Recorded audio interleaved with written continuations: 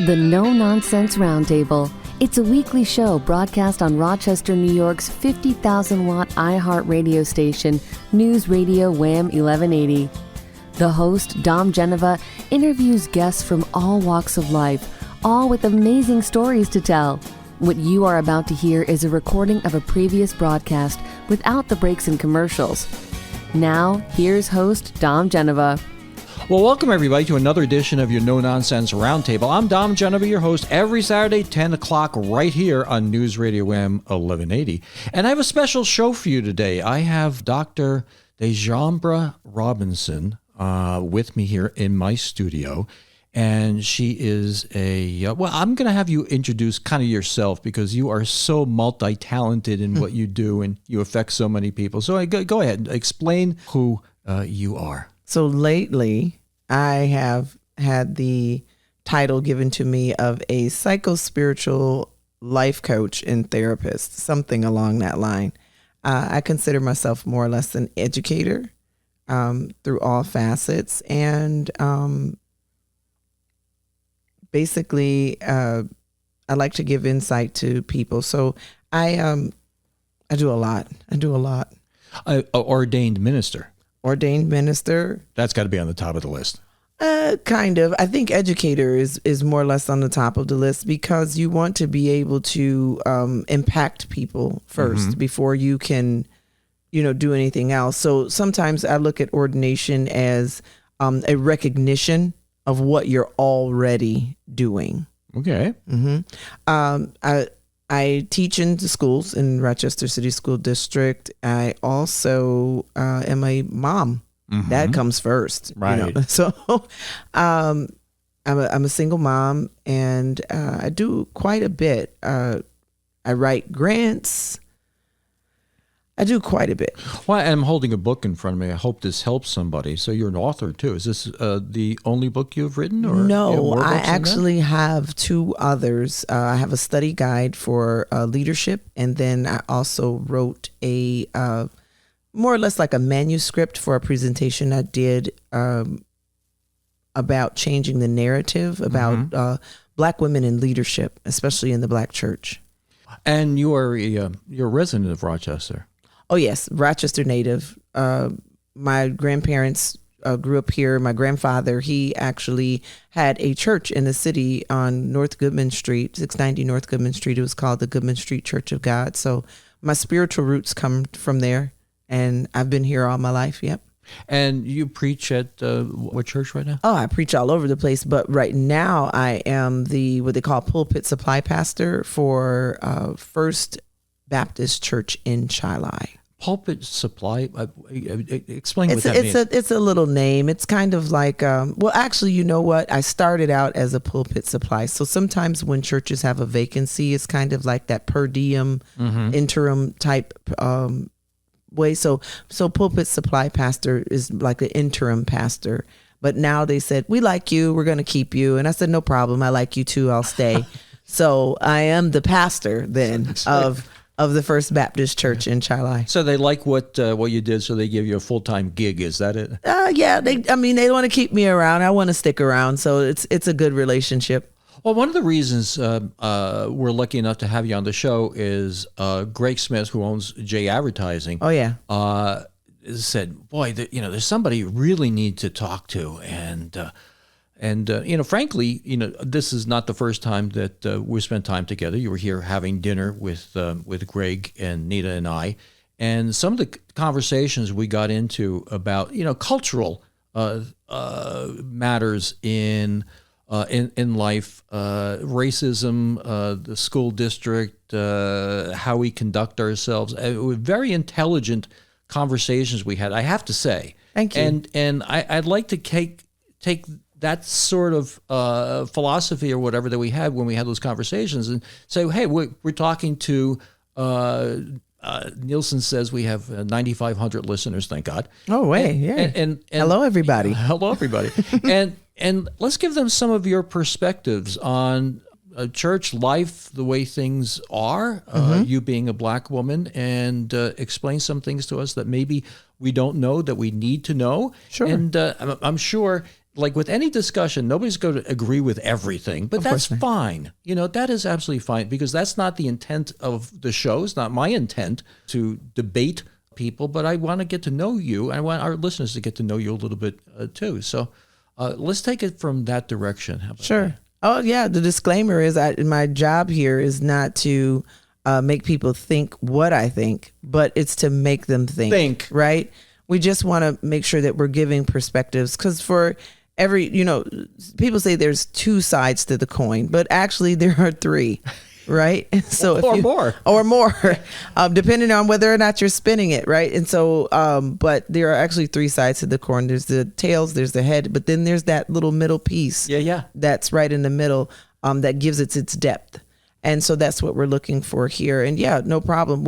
I'll follow your lead, whatever you want to talk about. If something intrigued you from our conversation. And by the way, it was very good dinner. Thank you so much. I'm letting all your listeners know that dinner was excellent. Thank you so much. Yeah. Well, I make a mean pesto sauce. Listen, that pesto was great. It was good. So the thing I love about our discussions, where you could have frank discussions and bring up topics and not hit landmines where somebody's going to get really upset. It's like, give me your thought. Now, you brought up a couple of things when we were talking that I was totally unaware of. Okay. And so I want to get into let's kind of put these in silos. Sure. Okay. So you were talking about the concept, we talk about racism. Okay. And there's a particular fella in town, I won't say who it is, and he always says, racist, the school system's racist, the school racist. But I want to know what that means. Mm-hmm. I don't know. I mean, unless you articulate what that means, mm-hmm. and the community that I don't live in, you live in a different silo than I do. You've had a different background than I have. The people that are of color go to different schools just because that's the way things are. Mm-hmm. And you had a perspective on it that was awfully enlightening. So why don't you kind of go into that? So when we deal with the word racism, that in and of itself means different things to different cultures of people. I was intrigued by a statement that I heard that says there's only one race, there's a human race. So now I'd like to change people's perspective to look at it as melanin bias, mm-hmm. as opposed to saying that it's just racism. We know that anybody who understands the domestic violence wheel, a lot of people who understand, why violence happens. At the center of the domestic violence wheel is power and control. And it's a fight for everyone to maintain power and control. Some people do it out of a survival mode. Others do it out of a place of greed. And so when we look at what does racism mean, it's a word that people have attributed to a certain behavioral pattern that has affected everyone in this country, especially in the United States. When everyone is affected by a traumatic event, which is what we talked mm-hmm. about some too. When you have these type of traumatic events, people don't know what to call it. So we use blanket statements such as it's racist, mm-hmm. without really having a full understanding of what that means. And you were, I think, and correct me if I'm wrong, you were talking about the difference between bias and racism. Yes. And there's a difference. Well, yeah. Or a difference in explanation of what the situation is. Well, it's different because melanin bias, again, with the understanding or with the thought process that there is only one race, quote unquote, human right? race. The human race. That's it. Now there are people who have a certain level of pigmentation, mm-hmm. right, in their skin. I can't change that about myself, right? So because my pigmentation in my skin, it doesn't make me any less human. Right. It's just that I have a different color of skin. Well, for someone to be biased against me or to say that I'm from a culture because of the pigmentation of my skin, I'm highly educated. And I know I probably should have introduced that, but I have a doctoral degree. I have a master's degree. I've done the hard work and earned, right? I have the bills to prove it. And so for someone to be biased against me or not be able to give me an opportunity, I don't call it racism. I call it bias against the melanin in my skin, because you look at me and you see the appearance. And now I don't have those opportunities. That's a wonderful perspective for us to consider. We're about ready to head into a break, and when we come back out, I have another question for you then. Sure.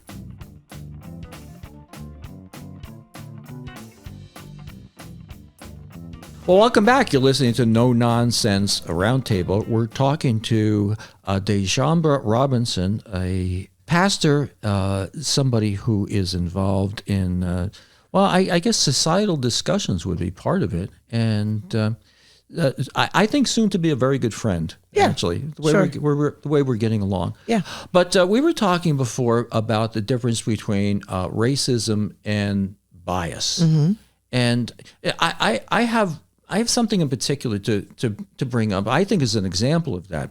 So Laurent Singletary ran for Congress, a black man, right? And he's a very good friend of mine, and he ran as a Republican. And people are coming out of the woodwork going, oh, he's a Republican, he's a Trumpster, he's gonna vote to eliminate abortion, no matter, even if it's in the case of rape. And this is not him. This is not him. This is not the way he is. I know him. He has a better soul and is more open to different people's ideas than to put him in that silo. Yet we tolerate that. We tolerate that as a part of our general conversation. And it doesn't necessarily have to be, like you said, it's the melatonin in your skin, that brings you to that position with somebody. But it's also your perceived standing that you should have because you are X. You live in Pittsburgh, so you must be X. You must be this because of that. Yeah, if you're Italian, then you're in the mob. Whatever it is. And I think we've all gone through that. And one of the things I think that you agree with me on is that all the cultures that we've had have had to go through that, okay? Whether you're Irish or Italian or whatever. But the color of your skin, you can't change. Not at all. And I had a discussion with Teresa Marsenberg a while ago. As a matter of fact, I made her dinner too. Oh, I'm jealous. But she goes, I can't change the color of my skin. Right. Now, other cultures can assimilate, but you can't change the color of your skin, which puts you in a category that makes people think some people think a certain way, right? They think a certain way about, the way my skin responds to the sun. That's just the way that it is. That's my DNA. That's what my genetic makeup is. And, with people who have attributed themselves, like, say, for instance, in the case of Laurent, there's only two parties that actually you can run. Right. So, I mean, if there were more options, right, that may not have been the choice. Right. That's exactly what the case is. He knew he wasn't going to get the nomination for the Democrat Party. Right. Because the person was there. It was ingrained in there. He's just in the top of the food chain. He's not going to give it up. And his only option was to be a Republican. Exactly. And for people to support the core beliefs. And I think that's where I for your listeners, when we talk about political lines, I often make the very serious funny that I am a Republicrat. Right. So I see things on both sides of the coin. Right. So it's I'm that middle part. Right. Yeah. Actually, if you put red and blue together, you'll end up with purple, which is actually a pastoral color. So, but when we think about that, people have to assimilate with what is closest to their systems of belief. Yeah. And when we start getting into those things, that's when the lines begin to get blurry, because it's, oh, well, you're a Republican and you're a Trump supporter. Well, no, not necessarily, but there are some core values that the Republicans have that I do support. I do not think that we should put people in an economic situation as to where they have to make a choice on whether or not to expand their family. Right. For certain cultures, that's a norm. For others, it's an option. You had a read on, and I hope you're willing to share it, on Biden versus Trump. And you were saying that the culture, I'm trying to paraphrase it, you have to correct me to put me in exactly the right direction. But the culture of handing out is making a culture of people that are submissive to the societal decisions that are made to keep them in that position. Exactly. So for instance, I'll take the poverty. Well, let me be very, very transparent, I guess here. My personal opinion, based on the research that I've done, Joe Biden has been in politics for as long as I've been alive. So there's a lot of history there, a lot of policies that he had to vote on that changed the trajectory of how people with melanated skin are treated in this country. And we'll say that for your listeners, Black people, right? Black and brown people. So when the civil rights movement started in 1940-ish to about 1968, 69, something along that line, we had a lot of momentum as far as fighting for the rights of colored people or melanated people or Black people, whatever word, we want to use there. We had a lot of marches and things, and there was momentum.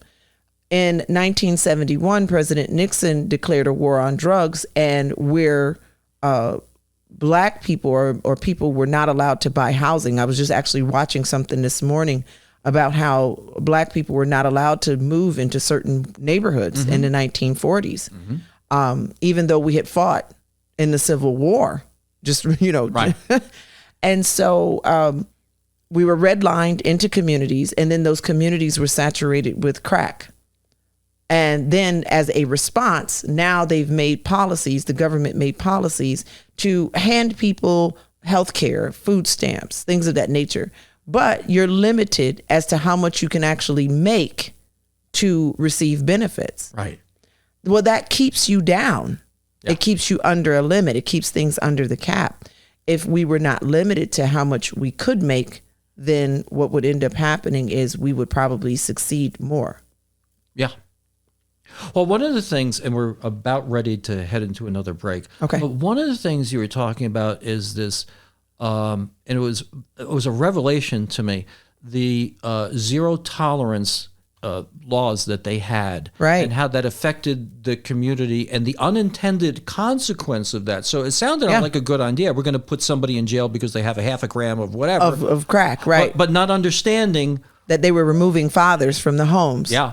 And that's, and I always say the worst law is the law of unintended consequences. It's like right now, I mean, I don't want to get into this quite yet, but you have 15-year-olds that are stealing in cars and whatever, but you can't incarcerate them. So what's the consequences of that? Because of the bail reform. Yeah, bail reform thing. So, but we're going to get we're going to go into the break, and we're going to come back with more of this fascinating conversation right after this.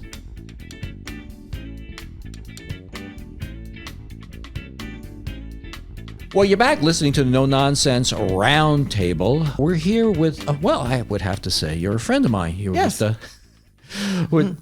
Desjamebra Robinson, and pastor, author, social scientist, I would say. Sure, whatever you want. And and during the break, we were getting into a couple of concepts, and there's two concepts that, maybe two or three that I really adhere to, and I'd like to hear your response to any of these. Is that, one is that I think what stands in our way is this idea of a zero-sum game. Okay. If you have this school and you want to get money to that school, you got to take it away from this other school, the society, one against the other. That Kennedy said a rising tide lifts all boats, and we seem to not have that view sometimes. And the other thing is there's a difference between responsibility and cause. Okay, I there's a lot of things I think in society you can contribute on this, that are not, we didn't cause. Okay, we didn't cause slavery. Well, this generation didn't. Right, exactly. But previous generations. Right. Here's the thing. But we still have a responsibility to do something about it. Okay, we didn't cause it. Now, what I see, okay, and we'll kind of debate this. Okay, We'll a little debate, bit. We'll debate this. Well, is that we didn't cause slavery, okay? Mm-hmm. But I get it that it has had an intergenerational problem through the ages. Okay, Yes. I get that. Right. But I think there's a lot of people that want to point a finger and say, your ancestors. It's like when we're talking about Christopher Columbus. You know, I like what Bill Maher said about Christopher Columbus. He says, yes, he was atrocious, and what he says, but everybody back then was atrocious.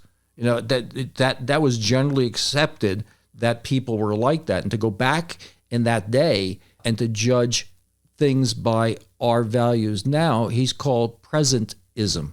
Is that people should have known that putting leeches on people back in the Middle Ages really wasn't going to work.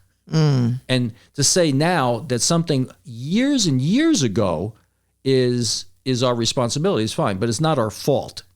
Okay, so I'd like you. I'm just going to throw that at you. I see you thinking about that. Yeah. Well, for the listeners, some people don't know what presentism is. And so it's an uncritical adherence to present day attitudes. And so it's a tendency to interpret past events in the terms of modern values. Mm-hmm. They didn't have technology back then, so how could they possibly have known? Correct. Right? They didn't have the modern technology that we have now. When people invented gaming systems, they did not know that Grand Theft Auto and Call of Duty would actually lead to a behavior by having that repeated in front of kids' faces while their frontal lobes are developing. They didn't realize that was going to cause now a behavior that we see being manifested on our city streets. Because that was a suggestive tool, right, of behavior. This is how you handle things. So people who invented those things, we didn't know when we taught Google to wake us up that it would turn into AI, right? So technology has been the factor throughout the ages. The evolving of technology has been a factor that has shaped our thinking and our way of communicating with one another.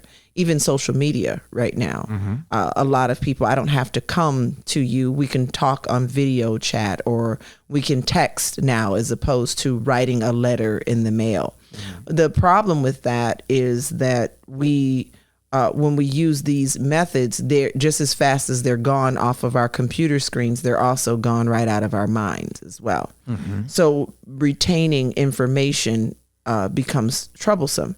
So with this presentism, looking at Christopher Columbus, when we see the behaviors that they use, the tactics that they use to, again, maintain power and control, which is at the center of the domestic violence wheel, when they engaged in domestic violence, what we would call that now is terrorism. Whenever you go into a place or a culture of people and you kill off the men and you take the women and children captive, that's a form of war, and it can be considered an art of terrorism. I got that. But it's not our fault. The present day people are not responsible for that, but they are responsible to help deal with the trauma that it caused. Exactly. And the way that you deal with trauma is through truth. Okay. So when people refuse to tell the whole entire truth about what happened and call it, and when we also refuse to make the generational translation to what they called crusades, we now call terrorism.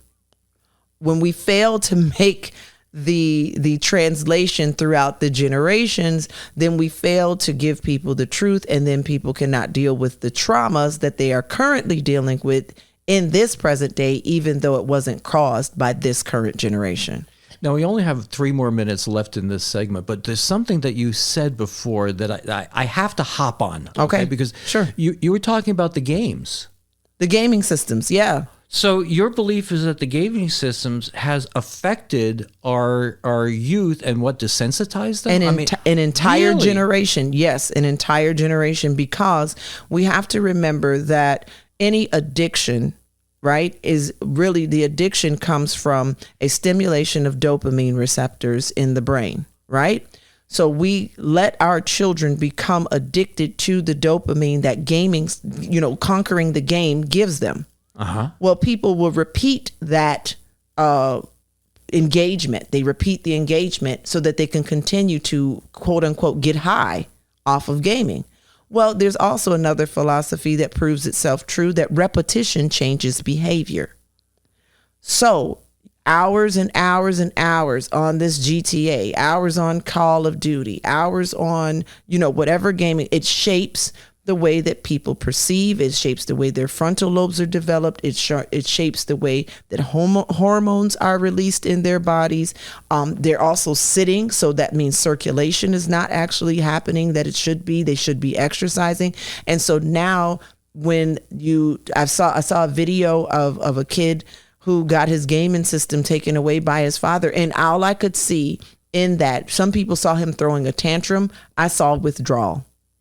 Oh my God. And so when we're able to, so now again, a generation, we're not talking about melanin. We're not talking about black kids. We're not talking about white kids. We're talking about a generation of gamers, of modern technology, that were born into modern technology, that have an addiction to the dopamine high that they get when playing and operating. And even with Candy Crush, I mean, we have our dopamine stimulators right in our hands, in our back pockets.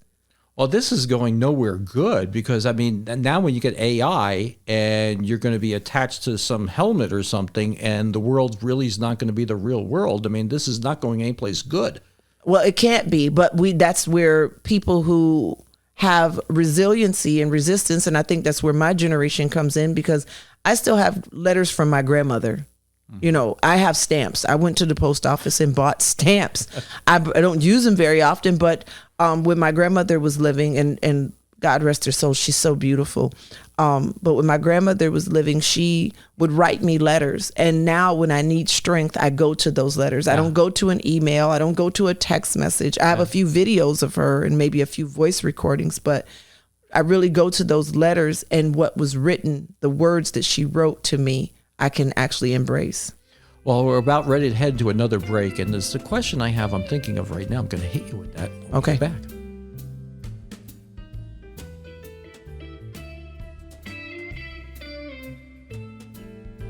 Well, welcome back. We're talking to Desjamebra Robinson, Dr. Desjamebra Robinson, who is a preacher, an author, a social scientist, I would say, and during the break, I said to her, it's really nice having you here, because you're not afraid to say things. There are a lot of people that the thing with the games, right. There are a lot of game deniers. They're just having fun, and they all, in our day they play cap pistols and stuff. Right. And you're saying it's different, which it is different. You're absolutely right. Yeah. At least in my opinion. Yes, but it could be considered a strategy of bringing people to a place of complacency, desensitizing a culture of people, right? And being able to feed them whatever realities that you want them to have, and they get addicted to those realities, and that's not how the real world operates.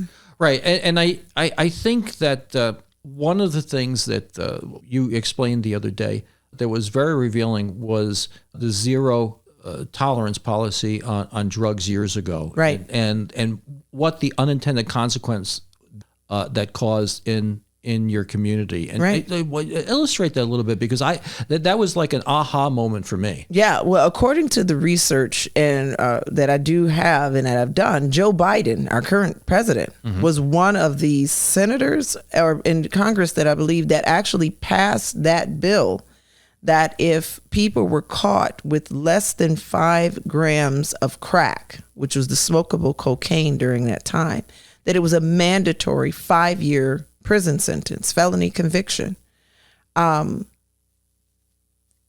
This was all during the momentum of declaring a war on drugs. But when you talked about fault and cause, brown and black people, brown and black communities that had been redlined, ostracized, not allowed to move into certain neighborhoods, not allowed to move across the tracks, as you will, right? Mm-hmm. When the drugs were placed in their communities, right? The way that all of that was done to respond to the trauma, people took on this addiction, which was a way of dealing with trauma. A lot of people don't understand that addiction is not the trauma in itself. Addiction is a way to handle and deal with the trauma that is happening inside our bodies. So with that, and then when that law was passed, and then these same communities that were redlined were over-policed, and then they call it now, I think, a new Jim Crow, right, starts to happen, then black men were removed from their homes and women and children were taken into captivity. Well, doesn't that sound like a war? So with the drug cartels allowing these chemicals to come into, we don't have boats. We didn't have boats. We didn't have ways to ship this stuff around. We didn't have ways to go down to Mexico and bring smokable cocaine back up into Minnesota or into New York or any of these places. So how were the drugs getting there? When we talk about fault, right? Whose fault is that? Who brought the drugs? Who brought the guns? And even in the modern days, who is approving a corner store on every third block in the city? And what are we accessible to? If black and brown people or this country or these people who have been redlined into these neighborhoods, they're put into poverty environments, and it re-triggers the trauma. And then they have to find some type of way to cope with the trauma. There are no mental health facilities. There are no real affordable health care. There's living in food deserts and no accessibility to healthy foods that would actually help, like omega-3 rich foods and, things that would actually help our bodies heal. And so, but they have accessibility to gambling, which is a dopamine, right, stimulator. They have addiction to alcohol, which is a depressant, to keep you, to bring you back down. They have accessibility to tobacco, nicotine. And then you say, well, look at that culture. All they do is smoke weed and drink alcohol and gamble. Well, that's all we have accessibility to deal with the issue. And no one, even in the educational system, wants to tell the truth about what happened. No one wants to make the translation that what they called crusades in the 1600s was actually terrorism that we said in the Gulf War, which is why they're over there trying to take over oil and whatever else is going on, right? So until we begin to tell the truth about all of this, and I guess that's what the preacher in me does. That's what the pastor in me, the leader, the social, what was your word? The social scientist. Social scientist. Right? Yeah. For social justice. That's what my intention is to bring a perspective. I don't want you to think like I think, but I want you to think about these things. Right. And that's one of the things I appreciate about you, because whether I agree with you or don't agree with you, you give a logical set of circumstances for me to think about. Yeah. And I think that's where we're missing in this country. And we or ignoring. Or we have our position that we put our foot in the ground and we're not listening to anything other than what our perception conception was. Right. And that's power and control. Right. And it's polarization and right. It is, like I said, zero-sum game. Yep. I had somebody on the show a while back who was talking about the Rochester City School District. Okay. And I asked him, I says, it sounds like you're saying that the solution is busing. And he goes, yes. I said, so this is it's busing that you're yes. It's never going to happen. It's not any solution that you don't have the tools, anything you want to build, you don't have the tools to build. can't get built. I Right. mean, you have to have a consensus of people that are going to say, oh, we're going to start busing children. Right. And that's just not going to happen. Right. And so you have to look at ideas that are clearly logical, but also things that we can sort of agree on. There's a Ronald Reagan quote that says, the person who is against you 20% is not your 20% enemy, he's your 80% friend. Exactly. Because you're not going to get everything you want. Of course not. And, that's what we found out with this debt ceiling crisis, but you'll have to have me back for that. I'm going to have you back for a number of different things. I mean, one of the things we have to talk about is the way we are raising our children. Yes. Without any consequences or giving them trophies because we think that their self-esteem isn't good enough. So we're just going to reward them. Over accommodate. Yeah, over accommodate. And Yeah. the pendulum swings the other way. Right. It swings back and forth and is swinging certainly the other way in a lot of different issues these days. Yeah. And the only thing that I'm disappointed at is that I think we have like 2 minutes left. Oh, but that's okay. That's okay. Well, let's do a little retail here. So you're preaching at, let's say, the church again, and one of the services? It's First Baptist Church in Chili, 3182 Chili Avenue, Rochester, New York, 14624. It's right off of Paul Road Square, so it's near the Tim Hortons out in Chili. And the service time is at 10 a.m. We usually get there about 9:50. And we're out by 11, so don't be late. Oh, that's good. Do not be late. I give a 15-minute sermon and, give you some points and some things to think about, and it's your job for the rest of the week. Right? Yeah, I'm with you. And your book, one of your books in front of me here, I hope this helps someone, which is a great title. And how about the other ones? Well, the other one is Greatest in the Kingdom. That's a study guide for leadership. And then I have one that's called Changing the Narrative about Black women in leadership in the Black church. But this one is my best work here. I hope this helps someone. It's about a womanist response to spiritual and psychological trauma and how the church can actually help and why worship is essential and articulation. So I use Sigmund Freud's I use Eric Erickson and a lot of different philosophy. Well, thanks for coming on the show. And let's say I'll have to make you something else for dinner. Do you like saltimbocca? It's chicken. Yeah. Whatever. Okay. We'll do that again. Well, thanks again. And everybody, 10 o'clock next Saturday is the No Nonsense Roundtable. See you then. Thanks for listening. Tune in every weekend from 10 to 11 on News Radio Wham 1180. Don't forget to like and subscribe, and we'll make more.